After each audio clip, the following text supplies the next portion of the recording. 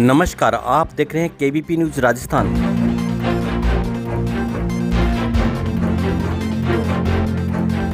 जैसे जैसे चुनावों का समय नज़दीक आ रहा है, भाजपा और कांग्रेस अपने स्टार प्रचारकों के साथ चुनावी समर में अपने स्टार प्रचारकों के साथ क्षेत्र में चुनावी सभाएं ताबड़तोड़ कर रही है।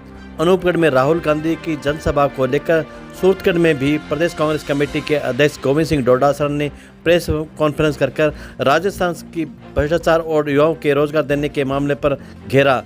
राजस्थानी भाषा के मुद्दे पर गोविंद सिंह डोटासरा क्या बोले, सुनिए ये खास रिपोर्ट हमारी केबीपी न्यूज़ राजस्थान पर।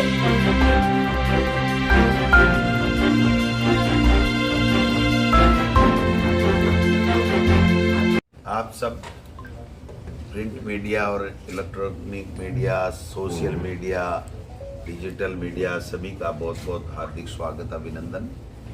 आपने एक छोटे से निमंत्रण के ऊपर आप सब लोग पधारे। देश में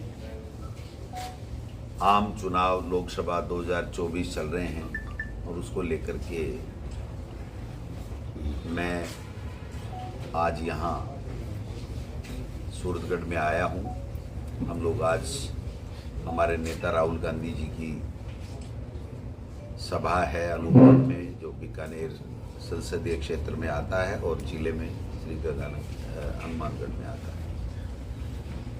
मैं समझता हूँ कि देश के जो चुनाव हो रहे हैं वो चुनाव अब की बार बहुत महत्वपूर्ण चुनाव है और मुद्दे भी बड़े महत्वपूर्ण हैं, क्योंकि जो देश के प्रधानमंत्री मोदी जी जब 2014 में एनडीए के उम्मीदवार बने थे, प्रधानमंत्री के एनडीए की तरफ से, तब उन्होंने कहा था कि कांग्रेस ने 70 साल में कुछ नहीं किया और 70 साल का हिसाब दे कांग्रेस की उन्होंने क्या किया। और उन्होंने शायद निश्चित रूप से मैं कह सकता हूँ ये बोला था कि मैं हर 5 साल का हिसाब दूंगा और हिसाब देने के बाद में जो वादे कर रहा हूँ वो मैं पूरी तरीके से लागू करूंगा। उस वक्त उन्होंने ये कहा था कि महंगाई चरम पे है, महंगाई को कम करूंगा, मैं बेरोजगारों को रोजगार दूंगा, 2 करोड़ लोगों को प्रतिवर्ष नौकरियां दूंगा, किसान की आमदनी दुगुनी करूंगा, किसान के कर्जे माफ करेंगे, हमारे देश की आर्थिक नीति ठीक करेंगे, हमारे देश की विदेश नीति ठीक करेंगे और वगैरह वगैरह विभिन्न प्रकार की वादे उन्होंने देश की जनता से किए थे। जब 5 साल आया और लोगों ने पूछने की बात की कि आप बताइए कि आप 5 साल का हिसाब दीजिए, आप कांग्रेस से 70 साल का हिसाब मांग रहे हैं, कांग्रेस ने जो किया वो देश के सामने है, आप बताइए आपने जो वादे किए थे वो पूरे किए गए। पुलवामा और देश की सेना के शौर्य के पीछे छुप करके और धार्मिक ध्रुवीकरण करके वोट ले लिए, उन मुद्दों को उन्होंने कहीं भी टच नहीं किया। फिर 5 साल की सरकार उन्होंने चलाई। आज देश के लोग पूछ रहे हैं, किसान पूछ रहे हैं कि भाई आप तो किसान की आमदनी दुगुनी कर रहे थे, आपने तो 3 काले कानून ला दिए और 13 महीने तक खून के आंसू रुलाने के बाद में 700 किसान शहीद हो गए और उसके बाद में आपने माफ़ी मांगते हुए वो कानून वापस लिए और लिखित में समझौता किया कि कमेटी बना करके एमएसपी लागू करेंगे, स्वामीनाथन आयोग की रिपोर्ट लागू करेंगे। आज 26 महीने हो गए, वो रिपोर्ट क्या है दे दी गई है, लेकिन क्या है उसमें, क्या किसान के हित की बातें हैं, क्या एमएसपी का कानून है, क्या स्वामीनाथन आयोग की रिपोर्टें लागू करने की बातें हैं, ये पूछने के लिए जब किसान जाते हैं तो उनको रोक दिया जाता है, दिल्ली नहीं जाने दिया जाता है, चोर, डाकू, लुटेरे कहा जाता है। मैं समझता हूं कि उसी किसान को अन्नदाता कहने वाले मोदी जी आज उसको माओवादी कह रहे हैं, उनको डाकू कह रहे हैं, हत्यारे कह रहे हैं, चोर कह रहे हैं, शराबी कह रहे हैं। देश के प्रधानमंत्री ने उस वक्त प्रधानमंत्री बनने से पहले एक बात भी कही कि देश से भ्रष्टाचार समाप्त करूंगा, और शायद पहले अपने भाषण में लाल किले से उन्होंने ये संबोधन भी किया था कि अब भ्रष्टाचार देश से समाप्त हो रहा है।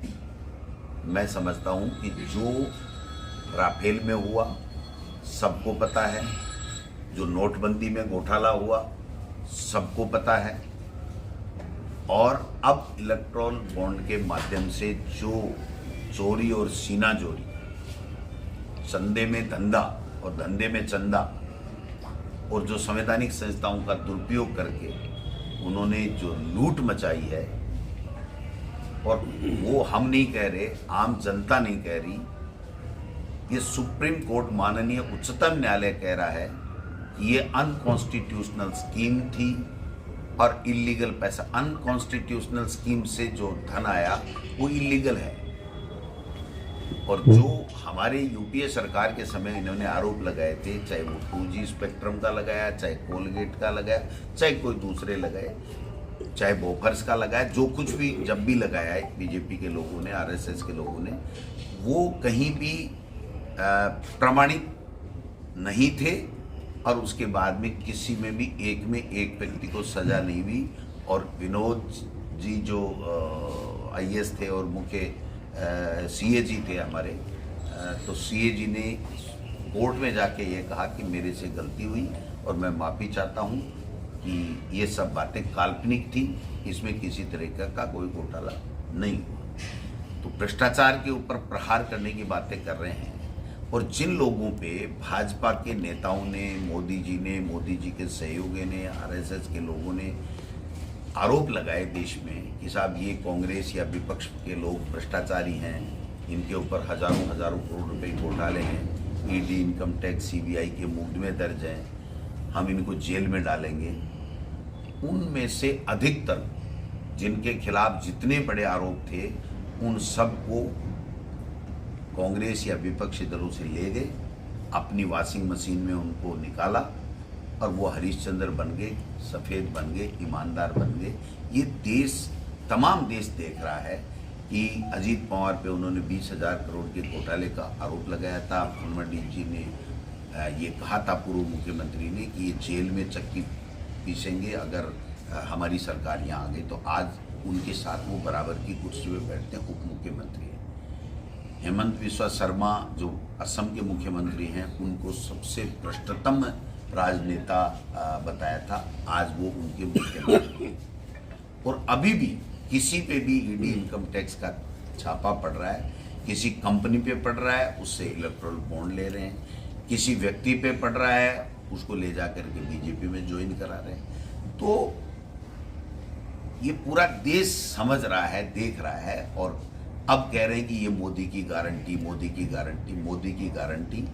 अभी इसी चुनाव की एक ताजा मैं आपके सामने रखना चाहता हूँ कि विधानसभा के चुनाव में उन्होंने कहा था कि राजस्थान में 12 रुपये हरियाणा से प्रति लीटर पेट्रोल का भाव ज़्यादा है, राजस्थान की सरकार लूट कर रही है, लोगों के साथ में धोखा कर रही है।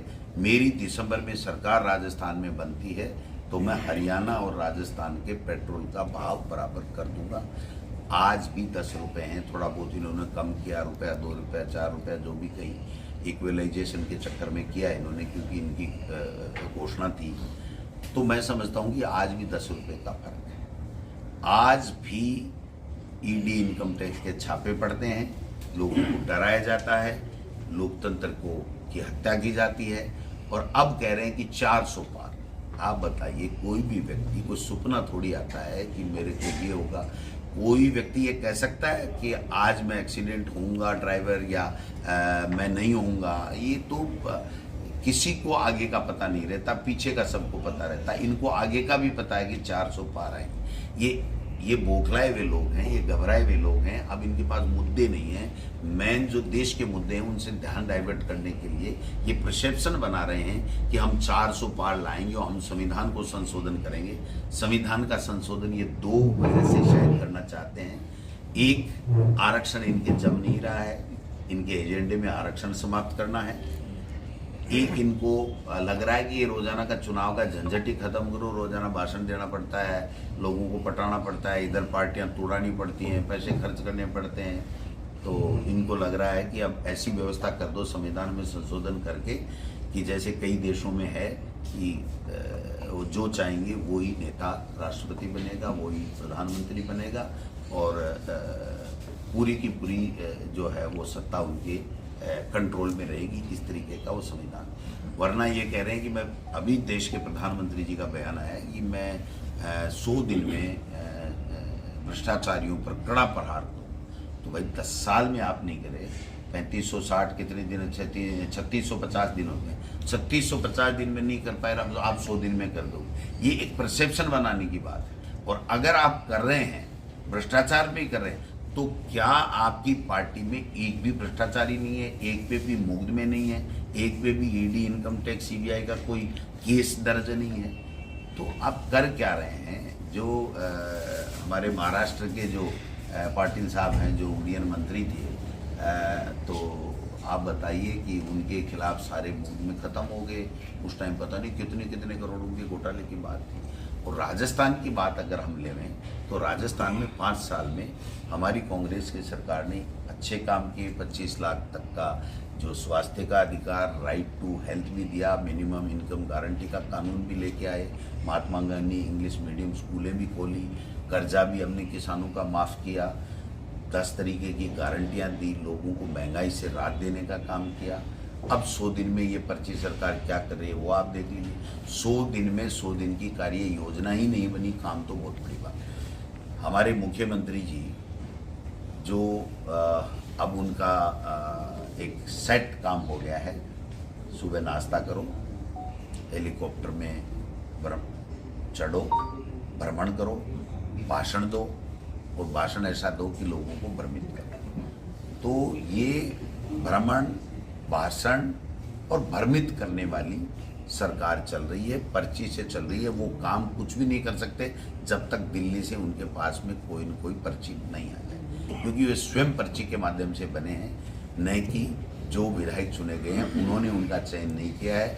जब उनके नाम का ऐलान मुख्यमंत्री जी ने, पूर्व मुख्यमंत्री वसुंधरा राजे जी ने किया, तो आप सबने देखा होगा, मीडिया ने दिखाया है कि एक व्यक्ति ने ताली नहीं बजाई, खुद मुख्यमंत्री, पूर्व मुख्यमंत्री वसुंधरा जी हतप्रभ रहेगी कि ये अक्का बक्का रहेगी कि ये हो क्या रहा है, ये कैसा क्या नाम आ गया। फिर भी ये उनका अधिकार था, वो किसी को भी बनाए। जब बहुमत है तो वो जिस किसी को भी बनाए, भजन लाल जी बने, अच्छी बात है, लेकिन वो काम तो करें। वो यमुना जल समझौते की बात करेंगे, उन्होंने कह रहे साइन किए हैं तो उनके पास चिट्ठी होनी चाहिए, वो समझौता हमें दिखाएं। हरियाणा के मुख्यमंत्री जो खट्टर साहब थे वो कह रहे थे विधानसभा में कि 10-5 दिन कोई ओवरफ्लो होता है बरसात में तो ही हम यमुना जल का पानी जो है ले जाने देंगे, नहीं ले जाने। ERCP को राष्ट्रीय परियोजना की बात की, खुद के होर्डिंग लगा रहे हैं, खुद ही मीटिंगें कर रहे हैं, खुद ही अपने पीठ थपथपा रहे हैं। जनता कह रही है भाई किया क्या आपने, हमें बताओ तो सही, आपने कुछ किया है क्या? भ्रष्टाचार मिटाने की बातें करते हैं, लेकिन सबसे ज़्यादा अपराध और भ्रष्टाचार इस 100 दिन के अंदर हुआ है। मुख्यमंत्री के कार्यालय में CMO या CMR में पद स्थापित एक CI का बेटा किसी की हत्या कर देता है, निर्दोष व्यक्ति की, और उसके बाद में 13 घंटे तक FIR लॉन्च नहीं होती है। और वो लोग आज हमें ये सिखा रहे हैं कि आपके यहाँ अपराध होते थे, ये होते थे। अपराध में आंकड़ा ले लीजिए, बाकायदा रिकॉर्ड में पड़ा हुआ है, आप कहें तो मैं भेज दूंगा।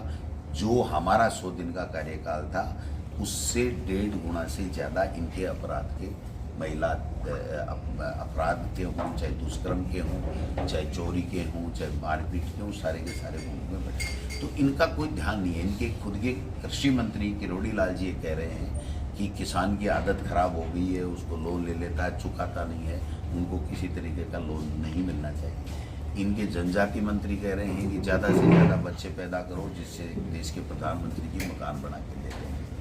दिया कुमारी जी ने कल शायद बयान दिया है कि कांग्रेस मुक्त कर देंगे। वो भूल गई कि उनके पूर्वज कांग्रेस में थे, और इस तरीके की बयानबाजी से कुछ नहीं होगा।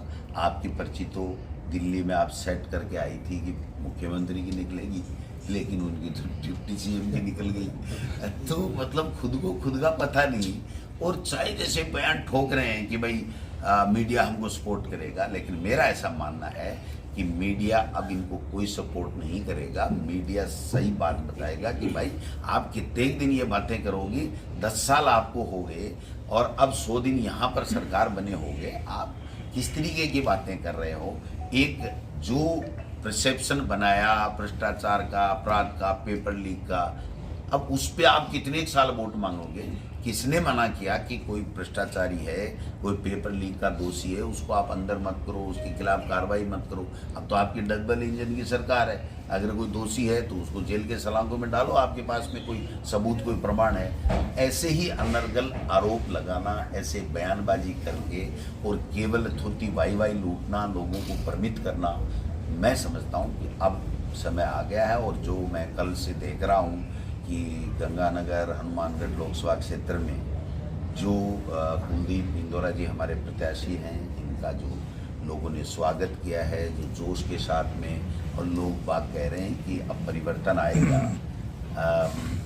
भाजपा किस मुँह से कह सकती है कि हम जीतेंगे? जो 5 बार का MP है उसको घर बैठा दिया, इसका मतलब वो निकम्मा था, काम नहीं करता था उनकी नज़र में, मेरी नज़र में नहीं, उनकी नज़र में, कि वो फेल हो चुका था, या वो सरकार फेल हुई, या वो खुद फेल हुई, उनकी टिकट क्यों काटी और क्यों मतलब बदला, तो ये तो बताना तो पड़ेगा ना। अगर कोई व्यक्ति, कोई पार्टी किसी व्यक्ति को घर बैठाती है तो कोई न कोई तो रीजन रहा होगा। ये कोई उत्तर भी का मेरी बारी तो है नहीं कि अब की बार तू और अब की बार मैं। तो मैं समझता हूँ कि वो सब बातें हैं जो आज पूरे के पूरे इलाके में हैं और लोगों को मन बन चुका है। अब श्री गंगानगर की बात ले लीजिए, इस लोकसभा की ले लीजिए, बीकानेर में ले लीजिए, अर्जुन राम जी का भारी विरोध है, उन्होंने कुछ नहीं किया। आप झुंझुनू में ले लीजिए, चूरू में ले लीजिए, सीकर में ले लीजिए, अलवर में ले लीजिए, जयपुर ग्रामीण में ले लीजिए, टोंक सवाई माधोपुर में ले लीजिए, भरतपुर में ले लीजिए, करौली में, सब जगह एक मन बन चुका है कि भाई अब बहुत हो गया। और ये मोदी जी के नाम से कितने दिन वोट लेंगे, मोदी जी कुछ करके तो बताएं। तो ये जो स्थितियां बनी हैं, इसमें मेरा ऐसा मानना है कि कांग्रेस पार्टी की और इंडिया गठबंधन के बहुत उम्मीदवार, बीजेपी से ज़्यादा लोग चुनाव जीतेंगे और इंडिया गठबंधन की सरकार बनेगी।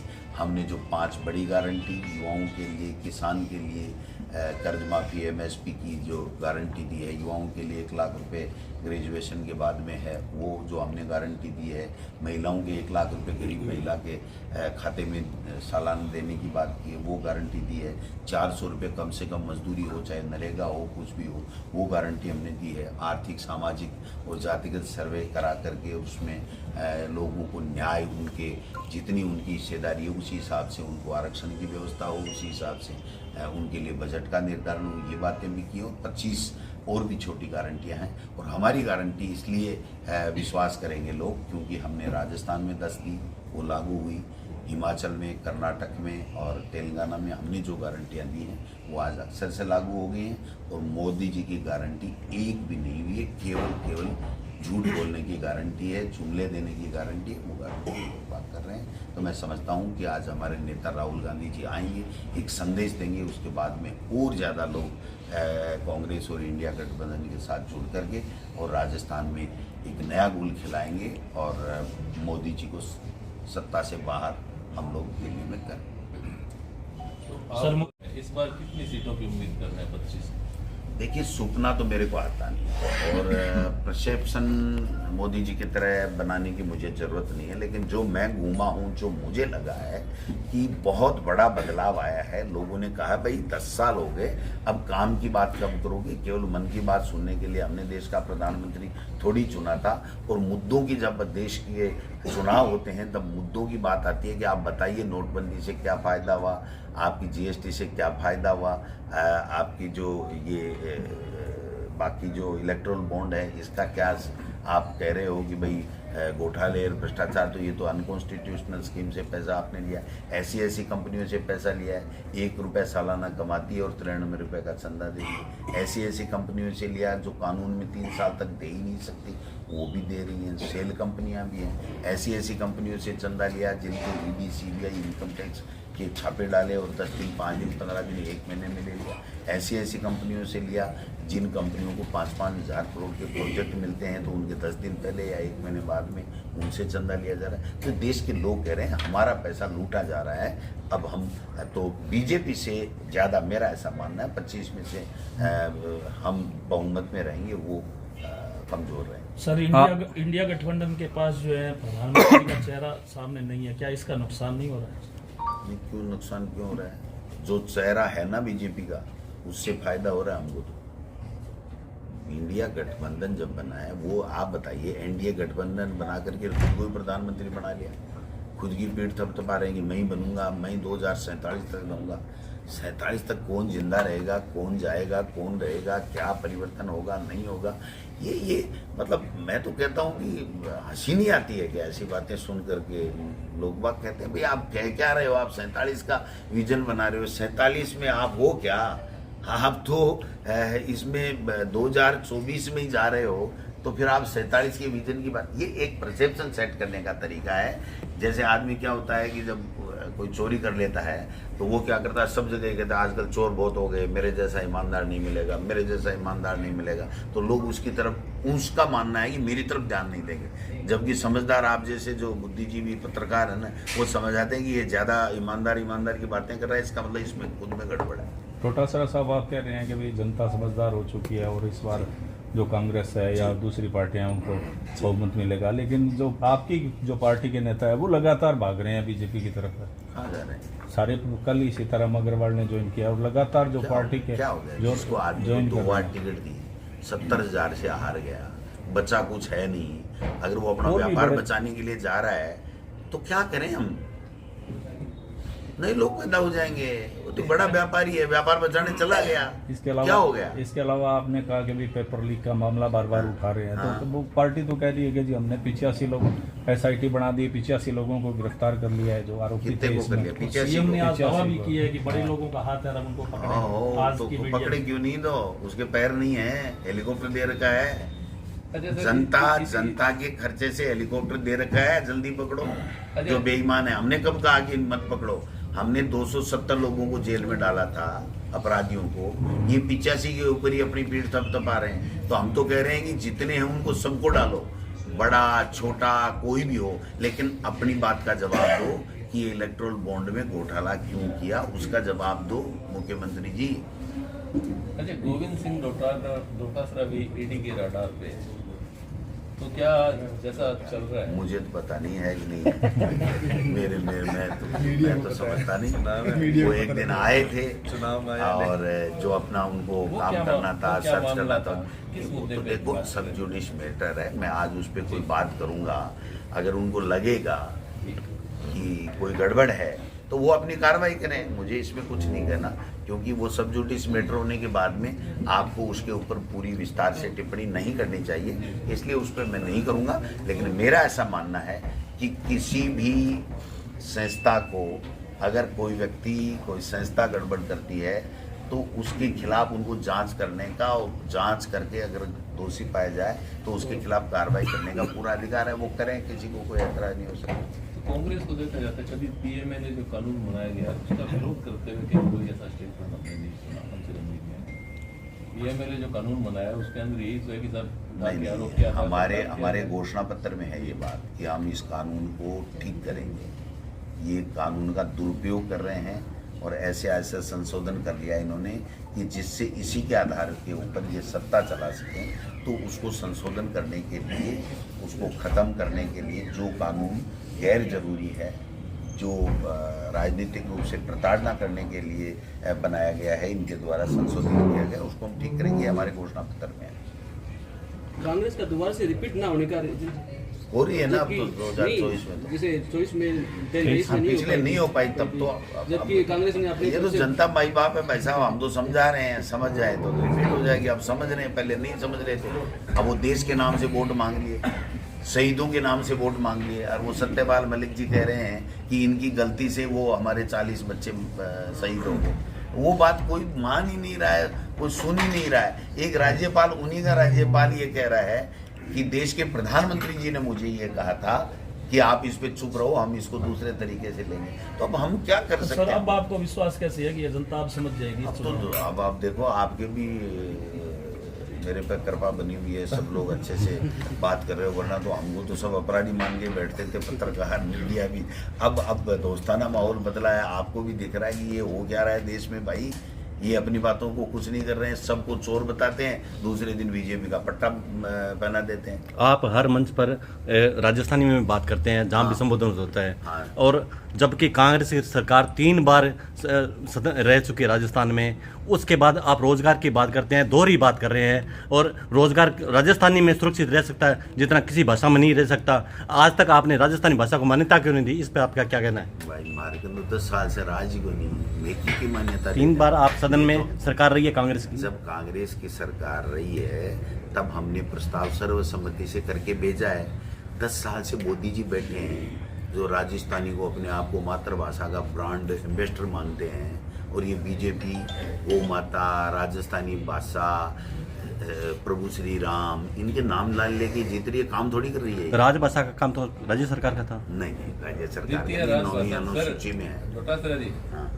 एक बात ये राजस्थानी रील जो की है नी वीडियो पे वायरल हो है राजस्थानी का, बड़ा हाँ, जोरदार राजस्थानी बोलो। विधानसभा में जाते ही तारो दुको है क्या फर्क आ जाए कि जबान बदल दिए। नहीं भी मैं क्या है कि मैं तो छापा बट है मैं सोचूं कि साहब बट छापा कोनी साहब मान को जो वो है ना टाइप और कंप्यूटर में भी मैं माली की भाषा है ना राजस्थानी, बट टाइप को नहीं हुआ भाषा है। मार लो तो मेरी मजबूरी है कि मैंने मेरी बात टाइप कराबा के लिए, रिकॉर्ड कराबा के लिए मैंने हिंदी में बोलना पड़ा है, नहीं तो मैं तो ठेठ मारवाड़ी देसी राजस्थानी में बोल ये बिल्कुल बोलो। मारो विधायक जो को मैं चुनूंगे दिए थाना डूंगर नाम के था, वो राजस्थानी को पैरोकार है, वो बढ़ जाके बात करे के डोटासरा जी ने भी मलाल हुआ है कि यार मैं यहाँ लोग मारो बोल रहा हूँ विधानसभा में बोल, कभी कोशिश करिए आप। मैं तो घनी कोशिश करूँ भाई जी, और कर लूँ देखो तो द्वितीय राजभाषा बनाना तो मैं थोड़ी बना दूं, मैं राज में थोड़ी हूँ।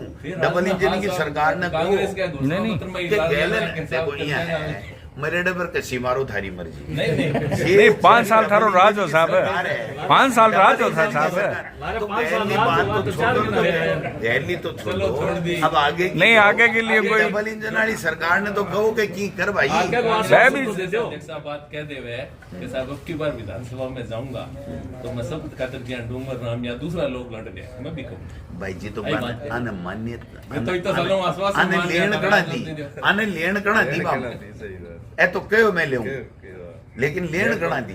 तो मैं चौथी बार गयो तो मैंने बेरो है कि ए बीजेपी वाला नोटंकी करे है। बीजेपी की सरकार ही अगर मैं चाहता तो बिना माने दे देता पन्नू का भाई थे भी ले सको राजस्थानी में तो मैं ले लेता, लेकिन पास से पूछो सवाल जको एजेंडो जको आदमी सेट करे, जकी पार्टी सेट करे, पहली उत्तर देवा को दायित्व बांको हुआ है।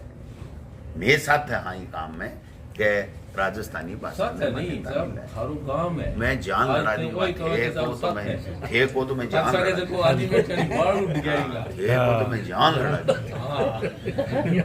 बीजेपी प्रदेश से प्रियंका बेलान के सामने आप कुलदीप इंदौरा का कितना मजबूत मानते हो? सारा ही मजबूत है। वाने तो भाई जी बीजेपी वाला ही कौन दे रहे, आम आदमी कौन दे रहे हो? मैं लाया कटे हूँ 5 बार के एमपी की टिकट काट है और अचानक उम्मीदवार उतार दिए। कुलदीप इंदौरा एमएलए का लड़ा, 6-7 बार इनके पिताजी ने यहाँ लोगों की सेवा की है, अभी जिला प्रमुख है, हमारी पार्टी के एआईसीसी का सेक्रेटरी है, लोगों के बीच में सज्जनता से रहता है, झुक के प्रणाम करता है, अपने से छोटे को भी भाई साहब करके बोलता है। और क्या चाहिए आपको? ऐसा इसी से जुड़ा एक सवाल पूछ रहा हूँ। गंगानगर हनुमानगढ़ जिले में एक चर्चा है कि कांग्रेस और भाजपा ने जिले से बाहरी प्रत्याशियों को टिकट दी, इसका क्या कारण है? जिले में आपको कहाँ दी? कांग्रेस और जिले का ये भाई पहले तो इनके पिताजी कितनी बार चुनाव लड़े हैं, वो लड़े हैं। अनूपगढ़ जो है अनूपगढ़ से तो एमएलए को चुनाव लड़े है, तो गंगानगर का ये है तो गंगानगर में रहे भाई जी 17/50 के प्लाट में, तो फिर लोकसभा क्षेत्र गंगानगर और हनुमानगढ़ में लोगों में बड़ा भारी उत्साह है, और किसानों के प्रति जो किसानों का जो केंद्र सरकार के प्रति रोष है वो साफ दिखाई दे रहा है। पूरे हमारे इस लोकसभा क्षेत्र में हमारे किसान, व्यापारी, मजदूर तमाम लोगों ने यह मन बना लिया है कि जो केंद्र की सरकार है, भारतीय जनता पार्टी की सरकार है, जो 10 साल से सत्ता में है, और हमारे इस क्षेत्र की कोई भी कार्य, कोई भी काम, कोई भी योजना इस लोकसभा क्षेत्र में अभी तक कोई इम्प्लीमेंट हुई, जिसको लेकर तमाम लोगों ने मन बना रखा है कि अब की बार भारतीय जनता पार्टी को उखाड़ कर फेंकना है। और मुझे लगता है जिस प्रकार से मुझे लोगों में समर्थन मिल रहा है, जिस प्रकार से उत्साह है, जो हमारे प्रदेश अध्यक्ष डोटासरा जी ने कल हनुमानगढ़ में भी और गंगानगर मिर्जेवाड़ा 2 जगह सभा हुई थी, जिसमें अपार जनसमूह लोगों का था। जहाँ भी जा रहे हैं हमें व्यापक समर्थन मिल रहा है और लोग इस बात से पीड़ित हैं कि केंद्र की सरकार 10 साल से सत्तासीन है, लेकिन किसान आज भी सड़कों पर रोता घूम रहा है। जो दलित है, शोषित वर्ग है, वो भी आज पीड़ित है। तमाम लोग इस बात को समझ रहे हैं कि संविधान आज ये खत्म करने की तैयारी में है। 400 पार की ये बात कर रहे हैं, इससे साफ दिखाई दे रहा है कि अहंकार में है। आप देखिए 400 पार ये कह रहे हैं हम 400 पार लेके जाएंगे, मतलब लोगों के वोटों की जरूरत नहीं है। इनकी खुद ही अपनी ताकत बता रहे हैं। मोदी जी खुद अपने आप को ऐसे प्रस्तुत कर रहे हैं कि मुझसे बड़ी कोई ताकत नहीं है, मैं 400 पार लेके जाऊंगा। वो ये भूल गए हैं कि 400 पार ले जाने वाली आवाम है, जनता है, लोग हैं। उन्होंने मन बना रखा है कि अब की बार जो इंडिया गठबंधन हुआ है उनको वोट डालेंगे, इंडिया गठबंधन की सरकार बनाएंगे, ये तय कर रखा है। तो इसलिए मेरा मानना है युवाओं में, तमाम लोगों में ये साफ दिखाई दे रहा है कि अब की बार इंडिया गठबंधन को वोट डालेंगे, कांग्रेस को वोट डालेंगे।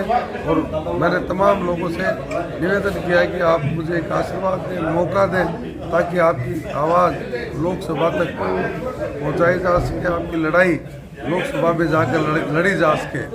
ये मैं कहना चाहता हूँ।